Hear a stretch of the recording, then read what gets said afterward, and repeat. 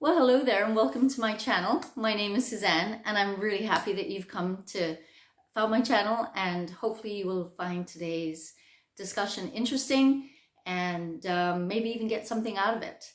I hope that you've had a good week. I know that I've had a great week. It's gone by so fast. It's like, my goodness, 1 minute it's Monday and the next minute it's the end of the week, and I'm like, how did that happen? Like, life goes by so fast, doesn't it? And I think that the older we get, the more it just seems like we're just like rolling down the hill of speedy quick time. I don't know, it goes by so fast. And I've been thinking about, well, actually, this is something that I've thought about for years. It's not something I just started thinking about. I've been thinking about living a life with regrets. And I know, actually, it's kind of cool because I knew I was going to talk about this today. And just yesterday, I heard someone say, well, you got to do that. You must live your life without regrets. And I thought, that's interesting.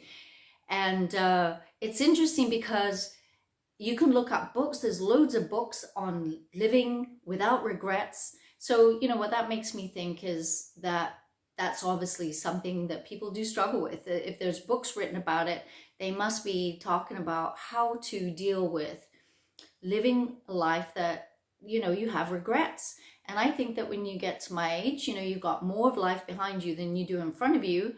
I can attest to the fact that I have regrets in my life. There are things that I have wondered, what if I had done this? Or what if I had taken that opportunity?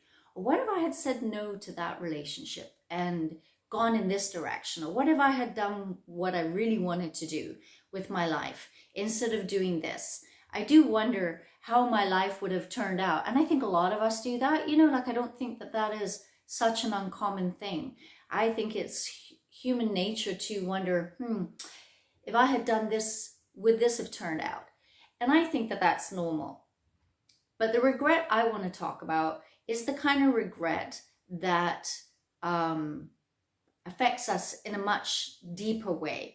The kind of regret that we find ourselves playing this rerun in our mind over and over again. That movie called If Only. If only I had done this, or if only I had said that, or only, if only. And I think for many people, we get stuck in that place where our lives are just filled with regret, that we end up being stuck and we can't move forward. So that is something that I really wanted to talk about today. I find it odd when people say, I have no regrets, or like there's something wrong with admitting or that you have regrets, like as though it's a sign of weakness or stupidity, or I admit I have regrets, and I actually believe that looking at your regrets, if you have regrets rather, it's a sign that you're human. We made choices that weren't the right choice, or we did things that we wish that we could take back. And I don't think that that is such an unusual thing, and it's such an abnormal thing. I think that that is more common to us as human beings than it is the people who get to live their whole life and every decision was the right decision and everything that they did was the right thing. And they can look back and say, I don't regret a thing. I would do it all the same all over again. And if that's you, I can't relate to you at all on any level. And I guess that's okay. I mean, it's great if you have no regrets, but I think the majority or a large sum of people do have regrets. So let's say you do have regrets. Like, what's the alternative to admitting that you don't have regrets, but you really do have them? Like, what do? You lie to yourself. You live in a place of self-denial. You put up a stiff upper chin and upper lip and you just tough life out. Or maybe you turn in on yourself and you end up being really hard on yourself because you regret the things you did in life, but you don't want to face them. So you end up engaging in self-destructive behaviors. And maybe for some people, the regret plagues them so deeply that it actually can affect their mental health. And that, I would say, is because maybe we just didn't know what to do with these deep regrets. I actually think to tell people to live without regrets who have them, and they have to go along with that, I think that's a lot of pressure. I think that's a lot of pressure to live under, because you're asking yourself to be dishonest with yourself. And I think that that is the most difficult thing, to have one thing going on inside of you and to be putting something else out there in the world. I think that that is probably the toughest thing, to live with this, what they call cognitive dissonance within yourself, where you're just not being true to yourself, and admitting your weaknesses, because there's no place to go to admit them. But I'm admitting them here. One of my weaknesses is that, among many, is that I do have a lot of regrets. And then I found what was really interesting is that people on their deathbeds had a number of regrets. This is very interesting. These people said, I wish I had had more courage to live my life true to myself and not the life others expected of me. Yeah. I wish I hadn't worked so hard. How many people have regretted the relationships they've ignored or sabotaged or sacrificed or destroyed because their whole life evolved around their work. Another thing that people said that they regretted while on their deathbed was they wished they had the courage to express their feelings. Now, that was me when I was younger. I did not know how to express my feelings in a healthy, good way, where I could just say, you know, that has hurt me, or that makes me feel angry. I didn't know how to do that. I didn't even know how to do that even as an adult. That is something that I've learned, maybe, I don't know. It's not something that I learned. And so, but now I don't have a problem expressing my feelings. And that's something I wish I had learned, a skill I wish I'd had when I was younger. I'm not going to hold that against myself, because I didn't know how to do this, but it's something that I wish I had known how to do, because maybe I could have expressed myself better and in a more healthy way when I was younger. Another thing that people said that they regret was staying in touch with their friends. And I can certainly relate to that, because I had a dear friend when we were younger. We met each other in high school. And then I was actually her bridesmaid when she got married, and we were really, really good friends. And then she moved out of the province when I lived in Canada, and we lost touch with each other. We bumped into each other a couple of times, and then we lost touch with each other. And I loved her dearly, and I really regret having lost touch with her. So I can definitely relate to that. And I wish I'd let myself be happier. I don't know. I think that's allowing myself to be happier. And I guess if you have a life filled with regret, it's difficult to be happy. So it kind of self-sabotaging, right? And then people said they regret not taking better care of their health. And I'm sure that if the cause of your death is because of your health and you're laying on your deathbed because of destructive habits, I totally get that you would be regretting it at that moment. Some people have said that they don't regret what they've done, but they regret what they didn't do. And I found that to be rather interesting. And I would say I regret a lot of things that I didn't do. I didn't speak up for myself when big decisions were being made. I'm not gonna lie, I didn't have the sense of confidence. I was very insecure, and I made decisions because I felt like I had to make them, and I didn't feel like I had a choice. And so those were things that I didn't do. Was I did things because I didn't think, I didn't feel like I could choose something else. That's something I would never do now. Now, if that's something I don't want to do, I would never allow myself to be pressured into doing things that I don't want to do. Especially when it comes to very important life decisions, like being in relationships and stuff. I think looking at our regrets is very uncomfortable. I think it's very unpleasant. And I think it might even be a painful thing to do. But if I'm stuck in a place where I spend a lot of time regretting my choices, I think it's a good thing. Maybe it's time to stop and take notes and go, okay, what is it exactly that I'm regretting here? And how can I reframe this in a way that I can move forward with my life, right? I think of regret, something that I regret. I kind of compare it to an egg. I know it's some head things. An egg. You break an egg and you scramble it. And once you scramble that egg, you are not going to be able to unscramble it. No matter how hard you try, you're not going to be able to unscramble it. If you want a fried egg, that is not the right egg. You're going to have to find a different use for that egg. It's going to have to be an omelet or a scrambled egg, or maybe used in a cake or some other thing, but it's not going to ever be a fried egg. And I think it's the same with our regrets. Once it's done, once we've made those decisions, once we've done those things, we can't undo them. They are a part of who we are. They're a part of who we are, and we can't change them. All we can do is acknowledge them, that they're a part of who we are.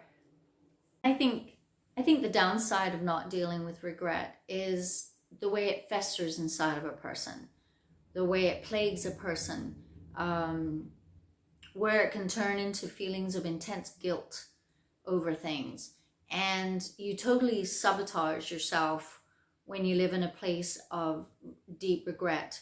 What I find interesting is I think that underneath some regret, not all of it, because I think regret comes in a spectrum, right? Like there's regret over, oh my gosh, I so married the wrong person, or I got into the worst business deal ever. What was I thinking? Or regretting maybe, there's many things that are big issues where a person can regret because they cost so much in the end. But then there's the regrets of, I regret buying that because what a waste of money that was. Or I regret going to that restaurant because, gosh, the food was lousy. There's a spectrum of regret. I'm not talking about the little regrets. I'm talking about the big regrets, the ones that really were life-changing and affected not only yourself, but the people around you, and the consequences of those issues, of making those decisions or being in those situations. The consequences were quite, there was a heavy price to pay for those decisions. I think of, and I think underneath that type of regret is a level of remorse where you feel sorrow and sadness, but you can also feel hopelessness. Now, why do I say that? Well, I use the example of if you're watching, say you hear about a criminal case where someone has committed a crime, a terrible crime. And while their case is going on, this person shows no regret, no remorse whatsoever. In fact, they're sitting there and yeah, it's like, who cares? Well, you're either going to think that that person has a hard heart, is a narcissist, is a psychopath, and when they give him or her they slap the book at that person, I think you would have a good sense of, well, they had it coming, they deserved it. And especially because they showed no regret or remorse or understanding of what they had done. But if you get the exact same person has done the exact same crime, but they realize, well, oh my gosh, what have I done? And they express sorrow and regret and remorse, and they genuinely feel these things. I think for that person, even though we understand, yeah, they need to experience the full extent of the law and they will still suffer the consequences and they will still go to jail, there's a sense inside of you that if that person were to ask for forgiveness, you're more likely to perhaps extend forgiveness to that person over someone who shows no remorse. There's this sense of understanding that regret over things can be a positive thing. And in this scenario, which is a very big I'm using exaggeration to make a point, drives home the idea that regret is not a bad thing. Regret can be a very good thing. It's what we allow it to become, and how we use it as a tool to move forward is the key with what we do with regret. And for many of us, regret becomes this whip that we flog ourselves with, and we punish ourselves for the rest of our lives instead of going, okay, I made a really bad decision here. Okay, now I'm got to make a similar decision next time. The very first thing is that we can learn from them. And I think that's important. Okay, I'll use an example. You got into a business deal with somebody and it went south really bad, and you actually lost a ton of money, and you might have even lost everything you own in the deal. I'm using an extreme situation to just drive home the point. But now you've managed to regroup yourself, and now you're in a different situation where now you're going to go forward in business. Maybe this time you'll look and you go, okay, well, what are some things that I can do to not let that happen again? And maybe that will mean that you will seek out advice. Maybe you will learn a little bit more about that person. Maybe you won't go into a business deal. Maybe you went into it too quickly, and now you know not to go into your business deal so quickly. You can take the past, which you regret, and learn from it. I say the same thing for relationships. If you end up in that your relationship ended, you assess, why do I attract certain kind of people? And I look back and I go, okay, what is it that I need to change about myself, that I don't keep doing these things that I end up later regretting? Many of my regrets, obviously, are from when I was younger, and many of our regrets, I think, are when we were younger. We did a lot of foolish things. We made a lot of foolish decisions. And when I look at those regrets, I need to put them in their context. The context for me would be, okay, I was young, I was foolish, I made really bad decisions. And then maybe there's another spectrum of reasons why a person has done the things that they've done, which maybe they had family issues that compelled them to go in a certain direction. Maybe there was something that happened in their childhood, and maybe someone grew up in a really, really poor home, and then they end up being a workaholic later in life because they want to avoid that pain of being in a poor home, and so they work really, really hard, and then they sacrifice their entire family because they're never home with their family because they were a workaholic.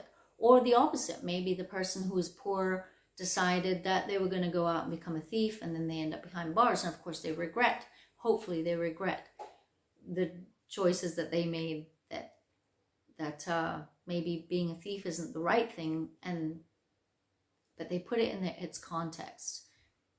Okay, and so you're able to go, okay, in its context, this is why I did what I did. And I'm not excusing it, but I'm understanding it in its context, so I can move forward. Okay, now I'm more mature. Now I understand I can do this and I can do that, and I have these choices, and I don't have to repeat this over and over again. I find that now that I'm much more thoughtful and selective about making decisions. I'm very careful now when I make decisions. Or when it came to us moving from Canada to Gibraltar 10 years ago now, that was a really, really big decision. And that's the kind of decision you don't want to regret.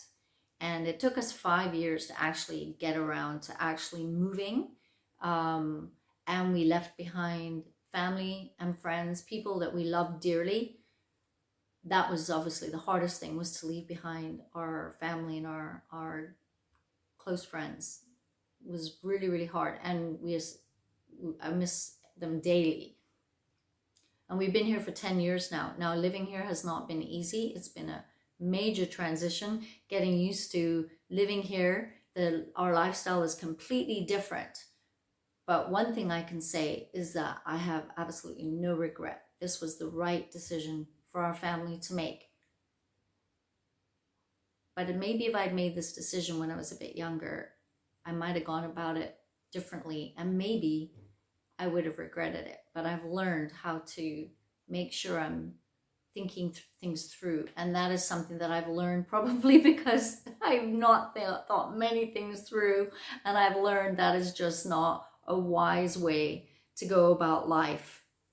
Also, I'm also a Christian, and so for me, one thing that really has been actually probably the center of everything that has helped me with decision making is that I pray about the decisions that I make, and I also read the Bible. And I find that the Bible, it has a wealth of wisdom on how to conduct your life and how to interact with people. And as I read it and I take it on board and becomes part of my life, I find that as I adhere more and more to that, I can say that I have way fewer regrets. And it's always good, I think. Ask God for his wisdom on things, because I'm of the firm belief that God knows things way better. I can't see the future, but he sees the future. And so I put my life in his hands and ask him, I'm thinking about doing this. Is this a good thing to do? And I really do take things a lot slower than I used to. So if you're struggling with regret and it's something that is actually working against you and you're finding that it's sabotaging your life, I hope that you have gotten something out of this video. I hope it's been helpful, that you can reflect on the things that you regret, look at them, see what you can learn from them, how perhaps you can think about, okay, don't want to have a repeat on that, so how can I move forward and things can be a bit different, how it can help me with my decision making in the future. And maybe it wouldn't even hurt to have a little talk with God and ask him to help you with your decision making moving forward. Anyway, thanks for sticking this out. If you enjoyed this video, it would really help me if you would push the like button, and then if you would subscribe and hit the notification button, and that'll let you know when I'm back online next time. And anyway, I hope that you have a really good week, and God bless you, and I'll see you next time.